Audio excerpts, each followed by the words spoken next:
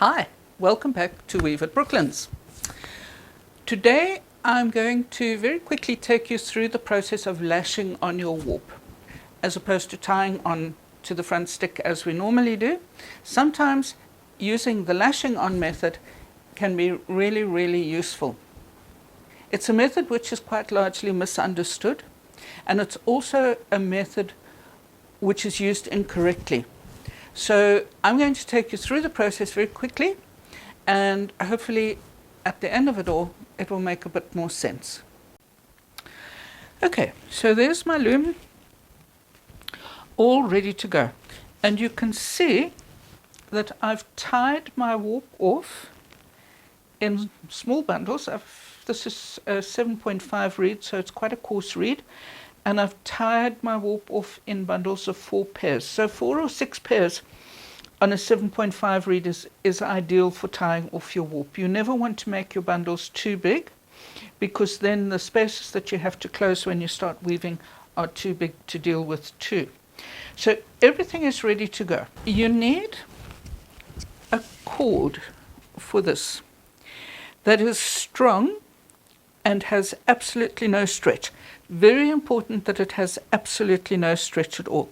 Now this particular cord is probably a bit thick. This is a 4mm piping cord. Piping cord is great for this process, but if you're going to invest in a cone of piping cord, I would suggest that you look for something a little bit thinner, so maybe a 2 or a 3mm. And you can get piping cord from upholstery suppliers. You cut a length of cord which is approximately 7 times the width of your weaving width. Now we take our cord and we simply tie it onto the stick, nice and firm. Be tight, but I'm going to pull a little loop through there as well, so that if necessary I can just grab that little tail and pull it out. We wind our warp back onto the roller so that there's quite a bit of space between our bundles and our stick, a little bit more than that. Now we take our piping cord, it goes through the top of the first bundle, comes under the stick, then over the top of the stick and through the top of the next bundle. Under the stick, over and through the top of the following bundle. Now it's very important that your cords all go the same way. If I were to make a mistake now for whatever reason and suddenly bring this in from underneath the next bundle, it makes a huge difference. It would look like that. You can see there's my loop moving like that, and then suddenly I've reversed it.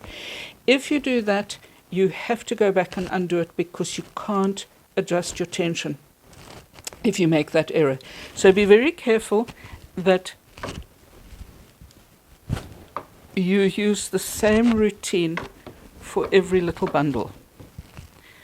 Under the stick and in through the top of the bundle, and under the stick and in through the top. You can see why I used such a long length of this. And the other thing that you have to make sure of is that you have enough cord for your whole width of your lashing on, because you can't join it in the middle, because if there's a knot in the middle of your cord, you can't pull up your tension. Before I tie on to this end stick, I'm going to start pulling up the tension, and you do that just by pulling down on the cord and holding it firm against the stick. Now you take the next one, you pull down and hold it firm. Pull down. Can you see how much slack I'm taking up as I go? Now I need to go onto the other side. There we are. And this is the last one, obviously. I'm going to take it under the stick, and now I'm going to tie it off. Don't worry about this long tail that I'm dealing with here. You can snip that off, or you can even just leave it hanging in space. So now my tail comes through the V. Can you see? And I'm going to pull it through the first little loop and pull it down nice and firm. I'm going to take it through the V again and just pull up a loop. And again, I've given myself a tail that I can just tug and it will come undone if necessary. So now it's all attached. Now we actually work with the tensioning. So now the same rules apply as if you were just tying onto your stick in the normal way. You feel the tension of your warp. Now immediately I can feel that this side is quite sloppy actually.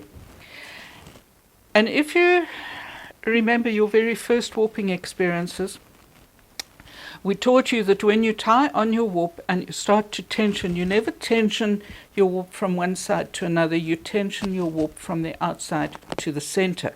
Because every time you tension a bundle, the bundle next to it becomes a little looser. Now we have to change that a little bit. That is the reason why this bundle is so loose. And in order to stabilize my tension, now I work with the bundles individually. So I'm going to pull on this cord. As I pull on that, that bundle tightens up.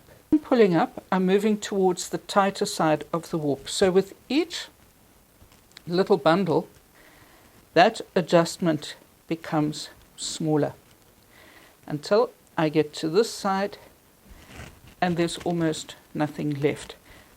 Now I'm going to feel it again.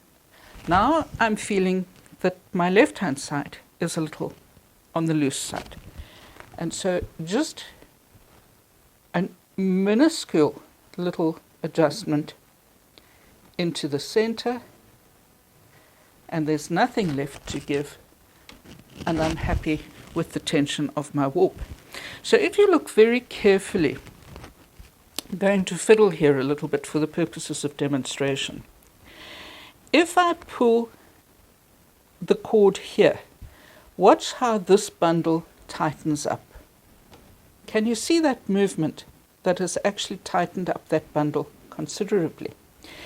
If I pull on this one, that bundle tightens and that bundle loosens. So you have a similar scenario where if you'd just tied directly onto your stick, as you tighten one bundle, the bundle next to it loosens. And it depends on which direction you pull on the cord as to whether it tightens or loosens the bundle to the left or the right. So if I pull on the top of the cord and I pull towards me, that is going to tighten the bundle to the right. If I pull on the top of the cord and I pull away from me like that, that's going to tighten that bundle and loosen that bundle. Lashing on is a great method in certain circumstances, but it's quite finicky. And you've got to be prepared to really stand and just tweak your little bundles. Yes, you don't have to constantly untie and retie, and that's a big plus. But personally, I do feel that for a narrow warp, I would rather tie directly onto the stick. If you look at the warp that I have on this loom, if I can just move the camera up a little bit, you can see that it is a stupidly short warp. It's actually a swatch warp. So I'm basically just making samples here. And in a scenario like this where I want minimum warp waste, then the lashing on method is absolutely fantastic, because as opposed to having that long tail that goes around the stick and then ties itself off and still has a tail left over, that is the sum total of my warp waste. So it is a great method. It's not the easiest method, and it takes a bit of practice to get used to, but it has certain applications in which it is absolutely invaluable. So I hope this is valuable for you, and I hope that you're going to give it a try. Don't expect to get it right first time round. Be prepared to fiddle with it. And remember, we leave these tails here so that if by any chance you need to undo it, it's just a quick tug and everything comes undone. Important points to remember: you need to have a lot of space between where your bundles are tied and your stick, because if your bundles come too close to the stick, you've got no room to adjust them with the cord. So make sure that you've got lots of space to play with. And apart from that, as I say, it's just practice and familiarity. So feel free to give it a bash. Until next time, I'm Glynis from Weave at Brooklands. Thank you for joining me for this. If you liked the video, please give me a thumbs up and maybe consider subscribing to the channel. Every little bit helps. Remember that there's much, much more Weaverly advice on my Patreon page. The link to my Patreon page is at the top under the banner on this particular little channel. And I've got great news regarding a new course that is coming out. So keep an eye open for that. Until next time, thank you for watching. Bye for now.